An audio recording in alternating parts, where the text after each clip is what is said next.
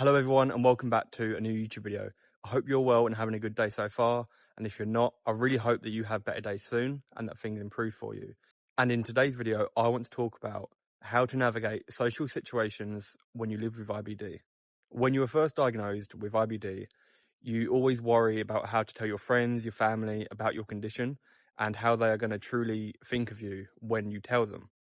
And I know this is scary for a lot of people, and this was scary for me when I was first diagnosed and I didn't know how to tell my friends and my family and people that I worked with. But the one piece of advice I can give you all is to just be honest. Be open about your condition. And by the way, I'm not telling you to go and tell them all the graphic details. I'm just saying to be open about your condition, tell them about what you're going through and how it affects you mentally, as well as how it affects you physically.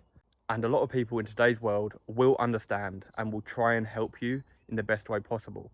And if your friends and your family or even your co-workers don't want to help you and don't want to try and understand about what you're going through, I hate to break it to you, but they are not your true friends. And I know that's hard to hear, but in the long run, when you figure out who your true people are, it is so much better and it is so satisfying knowing that the people around you are there to support you, to lift you up and to help you become a better person and to make your days easier when you live with IBD.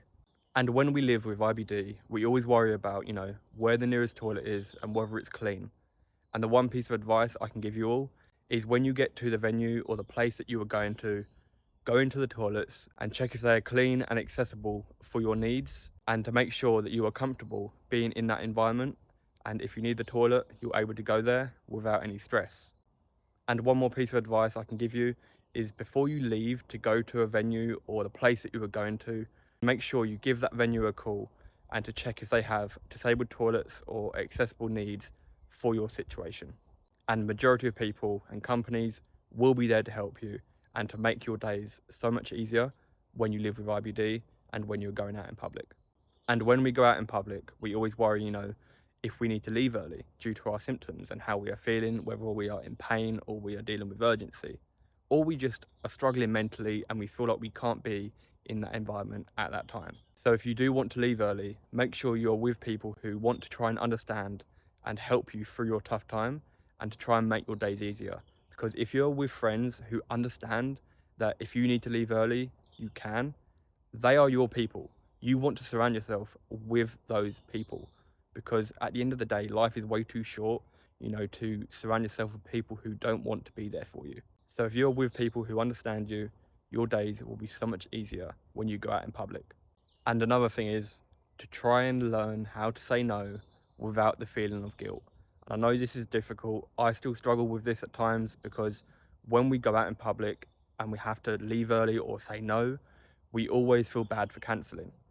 But majority of the time, when we cancel last minute, yes, we feel bad for the people who we are going with, but at the same time, we feel like absolute rubbish because we want to go to this place and enjoy days out with our friends. And this can really affect us mentally. And that if our friends are okay with us saying no, we feel really, really bad because we want to do these things. We want to live a normal life, and it can be very difficult for us mentally when we have to say no. But we really need to try and learn to say no without the feeling of guilt. And I know it's difficult, but all we can do is try and do what we can when we can. I really appreciate you being here throughout this video. If you want me to talk about any topics, let me know down in the comments below. I'll try and make that as soon as possible. So other than that, I really hope that you have a great day. And if you're not, I hope things improve for you and that things get better. So take care, look after yourself, and I'll see you soon.